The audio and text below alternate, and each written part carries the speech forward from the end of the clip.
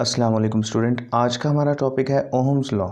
Student ये आसान सा टॉपिक है। इसमें हम डिस्कस करेंगे कि पोटेंशियल डिफरेंस और करंट का आपस में क्या रिलेशन होता है, और इस रिलेशन के बारे में हमें ओहम ने एक डिटेल एक्सप्लेनेशन दी है, और उस डिटेल एक्सप्लेनेशन और उसका जो मैथमेटिकल फॉर्म है वो हम इस टॉपिक के अंदर डिस्कस करने वाले हैं। सबसे पहली बात तो ये है कि अगर आप इस सर्किट को सबसे पहले देखें, इस सर्किट के अंदर आपको कुछ एलिमेंट्स नज़र आ रहे हैं। सबसे पहले मैंने यहाँ पे एक बैटरी का सिंबल बनाया हुआ है जिसको आप सेल भी कह सकते हैं। ठीक है, देखिएगा अगर हम यहाँ पे इस बैटरी को, इस टर्मिनल को हम ख़त्म करते हैं, ये ना हो अगर यहाँ पे, ठीक है, तो क्या चार्जेस फ्लो कर पाएंगे? बिल्कुल नहीं करेंगे। चार्जेस फ्लो तभी करेंगे जब उनको कोई फोर्स लगाने वाला सोर्स होगा।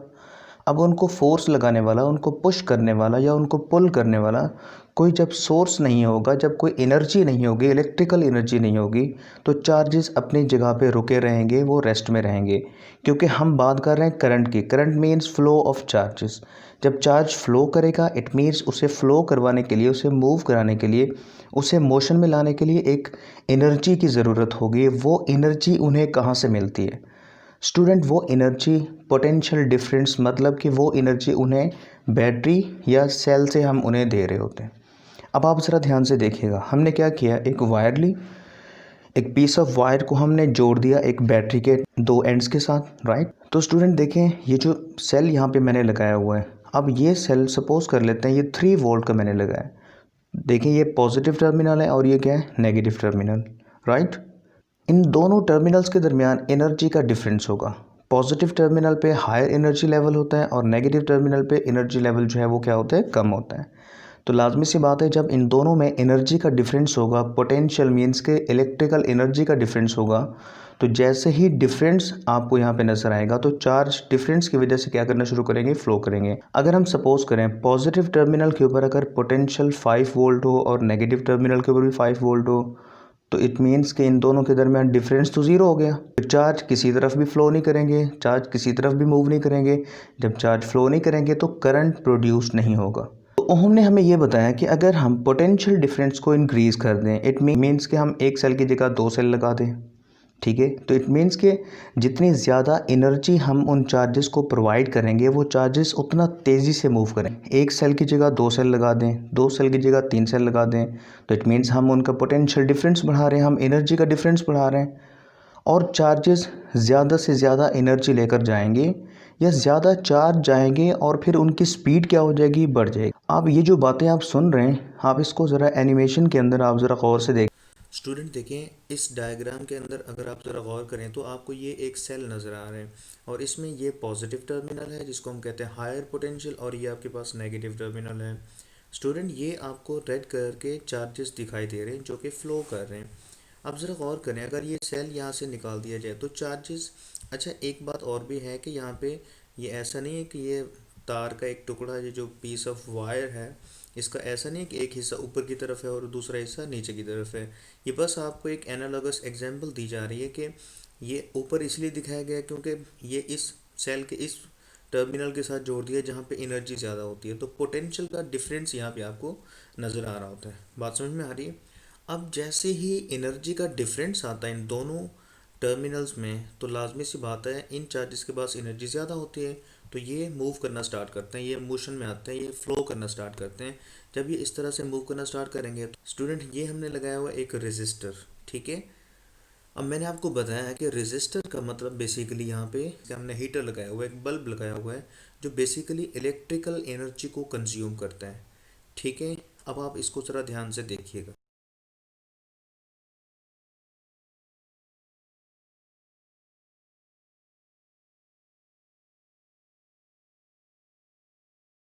अब इस स्टेटमेंट के मुताबिक the amount of current passing through a conductor, देखिए उन्होंने ये बताया कि अगर अगर किसी भी कंडक्टर, इट मीन्स कि ये वायर आपको नज़र आ रही है, ठीक है, ये as a conductor, metallic conductor है जिसमें फ्री इलेक्ट्रॉन्स अवेलेबल होते हैं, राइट।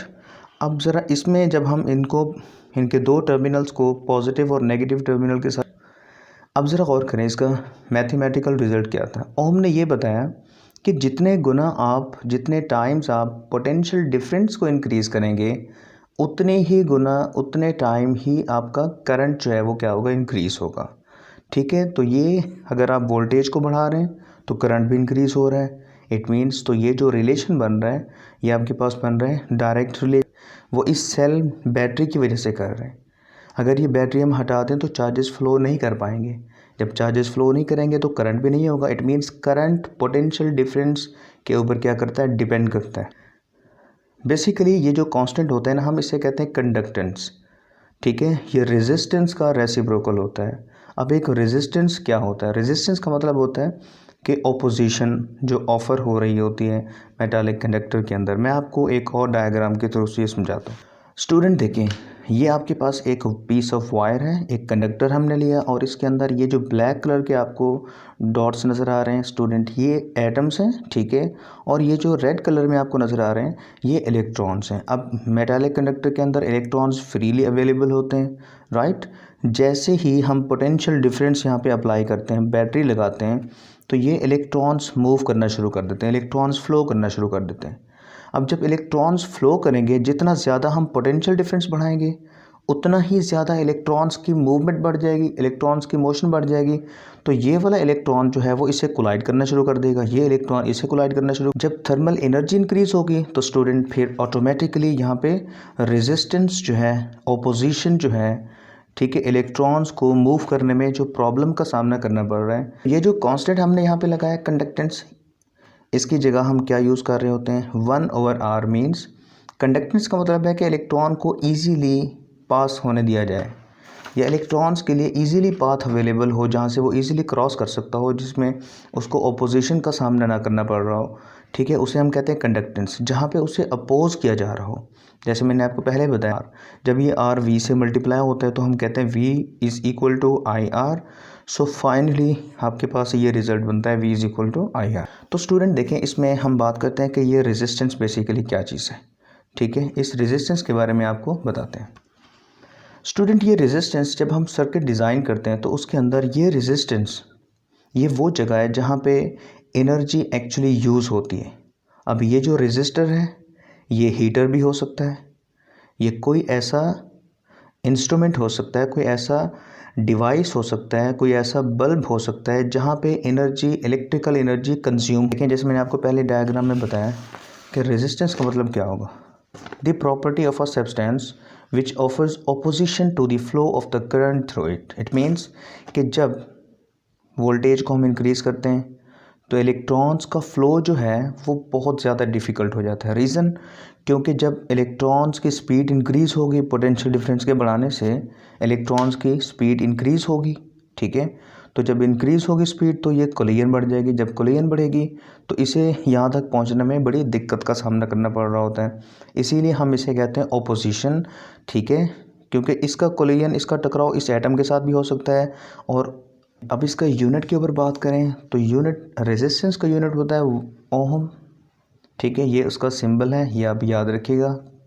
और अगर हम यहाँ पे गौर करें, पोटेंशियल डिफरेंस V, ठीक है, इसका यूनिट होता है वोल्ट और करंट का यूनिट होता है ampere. So 1 ohm is equal to 1 volt per ampere. अब इसके बारे में ज़रा ध्यान से सुने।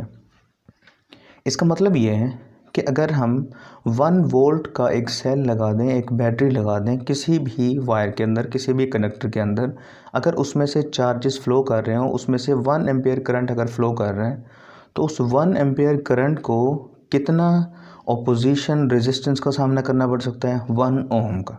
सो 1 ohm is equal to 1 volt over 1 ampere. Student जब हम इसकी लिमिटेशंस के बारे में बात करते हैं, स्टूडेंट जब हम इसके रेजिस्टेंस के बारे में बात करते हैं, तो रेजिस्टेंस में अब हम आते हैं इसकी स्टेटमेंट की लास्ट वाली लाइन के ऊपर। अब आप ज़रा ध्यान से सुनिएगा। ओम लॉ बेसिकली जब अप्लाई किया जा रहा हो किसी भी कंडक्टर के ऊपर तो इसकी कुछ कंडीशंस भी हैं। स्टूडेंट, ओम लॉ आप किसी भी मटेरियल के ऊपर तब अप्लाई कर सकते हैं जब आप गौर कर रहे हो कि जी पोटेंशियल डिफरेंस आप इंक्रीज़ कर रहे हैं, उसमें करंट भी इंक्रीज़ हो रहा है, मींस के चार्ज का फ़्लो जो है वो भी इंक्रीज़ हो रहा है, लेकिन उसकी जो फिज़िकल स्टेट है, ठीक है, जैसे उसका टेम्परेचर हो गया, ठीक है, वो कांस्टेंट रहना चाह रहा है। ओम लॉ आप उस मटेरियल के ऊपर, उस कंडक्टर के ऊपर अप्लाई कर सकते हैं जिसका physical state means potential difference जब आप बढ़ा रहे हो तो उसका करंट भी इंक्रीज़ कर रहा हो, राइट। पोटेंशियल डिफरेंस जब आप बढ़ा रहे हो तो उसका करंट भी इंक्रीज़ कर रहा हो, लेकिन उसका टेम्परेचर इंक्रीज़ ना कर रहा हो, टेम्परेचर क्या रहे, कांस्टेंट रहे। कुछ ऐसे मटेरियल्स हैं जो हम आगे चल के इसको डिस्कस करने वाले हैं। तो यहाँ पे ज़रा ध्यान से देखें, लिमिटेशंस बहुत ही इंपॉर्टेंट शॉर्ट क्वेश्चन बनता है कि what are the limitations of Ohm's law. Student देखें, लिमिटेशंस पे हम यही बात बता रहे होते हैं कि हम उन कंडक्टर्स के ऊपर ओहम लॉ को अप्लाई कर सकते हैं जिन कंडक्टर्स के ऊपर ओहम लॉ को अप्लाई करने से मीन्स के पोटेंशियल डिफरेंस के बढ़ाने से करंट इंक्रीज़ कर रहा हो, बट उसका टेम्परेचर मीन्स के फिज़िकल स्टेट जो है वो क्या रहे, कांस्टेंट रहे। ठीक है, टेम्परेचर उसका इंक्रीज़ नहीं होना चाहिए। अगर तो उसका टेम्परेचर इंक्रीज़ हो रहा है पोटेंशियल डिफरेंस के बढ़ाने से, तो वो ओहमिक डिवाइस नहीं होगा, वो ओहमिक मटेरियल नहीं होगा, वो ओहम लॉ को ओबे नहीं कर रहा। सेकंड, इसकी लिमिटेशन क्या है, जो इसकी कंडीशन, इसकी शर्त है, applicable on ohm law is applicable only in metallic conductors. ठीक है, मेटालिक कंडक्टर्स में आपको पता है जो चार्ज कैरियर होता है, ठीक है, वो फ्री इलेक्ट्रॉन्स उसमें अवेलेबल होते हैं, जिसकी वजह से यहाँ पे गौर करें, ohmic and non ohmic conductor या ohmic and non ohmic devices क्या होते हैं, इसके ऊपर ज़रा बात कर लेते हैं। स्टूडेंट, सिंपल सी बात है, मैंने आपको पहले भी बताया कि ओहमिक मटेरियल कौन से मटेरियल्स होते हैं, इसे ज़रा हम डिटेल से समझते हैं। ठीक है, नेक्स्ट पेज की तरफ चलते हैं हम ज़रा। स्टूडेंट देखिए, ओहमिक मटेरियल, ओहमिक डिवाइसेस ऐसी डिवाइसेस को कहते हैं जो ओहम लॉ को ओबे कर रहे होते हैं। अब ओबे करने का मतलब यहाँ पे इट मीन्स कि जब आप पोटेंशियल डिफरेंस बढ़ा रहे हो, करंट भी इंक्रीज़ हो रहा हो, लेकिन उनका टेम्परेचर कांस्टेंट रहना चाहिए, टेम्परेचर चेंज नहीं होना चाहिए। अगर तो उनका टेम्परेचर चेंज नहीं हो रहा तो वो डिवाइसेस, वो मटेरियल्स जो हैं वो ओहमिक मटेरियल कहलाते हैं, और क्योंकि वो ओहम लॉ को ओबे कर रहे हैं। अगर हम उनके ग्राफ की बात करें तो लीनियरली ग्राफ उनका बनता है। ठीक है, स्ट्रेट लाइन आपको नज़र आएगी, क्योंकि कभी भी आपको ये स्लोप फॉर्म में जो ग्राफ नज़र आ रहा होता है तो इस पर एक बात कन्फर्म हो, दोनों डायरेक्टली प्रोपोर्शनल शो कर रहे हैं। इट मीन्स कि जितना ज़्यादा पोटेंशियल डिफरेंस बढ़ाएंगे उतना ही ज़्यादा करंट इंक्रीज़ होगा। ठीक है, करंट पोटेंशियल डिफरेंस के ऊपर डिपेंड कर रहा है। तो उसमें क्या चीज़ कांस्टेंट रहनी चाहिए, अगर तो आर कांस्टेंट है मीन्स के टेम्परेचर उसका कांस्टेंट है, तो आप कह सकते हैं कि वो डिवाइसेस ओहमिक डिवाइसेस होंगे जिनका ग्राफ आपको लीनियरली, ये एमसीक्यू में पूछे जाते हैं कि ओहमिक डिवाइसेस का ग्राफ किस तरह से बनाया जा सकता है। ठीक है, लीनियर होता है या नॉन लीनियर होने का मतलब है कि वो नॉन ओहमिक डिवाइसेस होंगे, जो कि आपके पास नेक्स्ट है। नॉन ओहमिक डिवाइसेस स्टूडेंट कौन सी, देखिए, नॉन ओहमिक डिवाइसेस ऐसी डिवाइसेस, ऐसे मटेरियल्स हैं जो बेसिकली ओहम लॉ को ओबे नहीं करते। फिलामेंट और थर्मिस्टर बेसिकली ये नॉन ओहमिक बिहेवियर शो कर रहे होते हैं। ठीक है, इसी तरह सेमीकंडक्टर्स भी, दोनों में ये इस तरह के ऐसे मटेरियल्स आगे जाके आपको डिटेल से बताएंगे, इनमें जो ग्राफ बनता है वो नॉन लीनियर बनता है। ठीक है, करंट वोल्टेज जो वी आई ग्राफ बनेगा वो नॉन लीनियर बनेगा, क्योंकि ओहम लॉ को ओबे नहीं कर रहे, उसमें रिज़ल्ट डायरेक्टली प्रोपोर्शनल नहीं होगा वी और आई के दरमियान। तो बनेगा क्या, वो ज़रा देखें, जैसे हम बात करें टंगस्टन फिलामेंट जो होता है, ठीक है, ये एक मेटल है और इसमें रिज़ल्ट क्या होता है, इसका भी नॉन लीनियर ग्राफ बनता है, लेकिन इसमें जितना ज़्यादा आप रेजिस्टेंस इंक्रीज़ करेंगे, मींस कि जब आप पोटेंशियल डिफरेंस इंक्रीज़ करेंगे तो करंट ज़्यादा फ्लो करेगा, तो उसमें ज़्यादा से ज़्यादा रेजिस्टेंस प्रोड्यूस होगा। जब रेजिस्टेंस ज़्यादा होगा, कोलिजन बढ़ेगी। ठीक है, तो उसमें क्या होगा, टेम्परेचर इंक्रीज़ होगा। तो टेम्परेचर जब कांस्टेंट नहीं रहा तो ओहम लॉ की बात यहाँ पे ख़त्म हो जाती है, ये ओहम लॉ को ओबे नहीं करता। इसी तरह थर्मिस्टर हो, कि जो थर्मिस्टर होता है वो हीट सेंसिटिव रेजिस्टर होता है, राइट। जब इसका रेजिस्टेंस डिक्रीज़ होगा तो इसका टेम्परेचर इंक्रीज़ होता है। अब यहाँ पे ऐसा नहीं था, पोटेंशियल डिफरेंस बढ़ाने से करंट इंक्रीज़ हुआ, करंट इंक्रीज़ होने से कोलिजन इंक्रीज़ हुआ। ठीक है, थर्मल एनर्जी इंक्रीज़ हुई, रेजिस्टेंस इंक्रीज़ होने से टेम्परेचर बढ़ गया। लेकिन यहाँ पे ऐसा नहीं है, यहाँ पे क्या हुआ, रेजिस्टेंस डिक्रीज़ होता है। जब रेजिस्टेंस डिक्रीज़ होता है तो उसका टेम्परेचर इंक्रीज़ हो जाता है, राइट। दोनों इन्वर्स रिलेशन में है, लेकिन फिर भी उनका ग्राफ लीनियर नहीं बनता।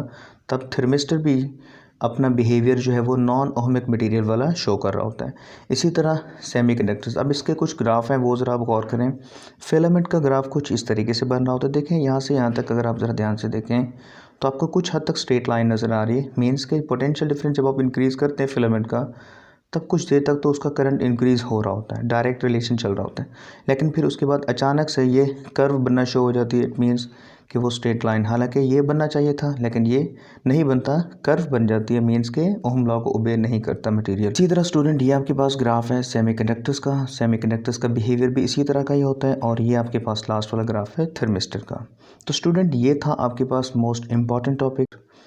Thank you very much.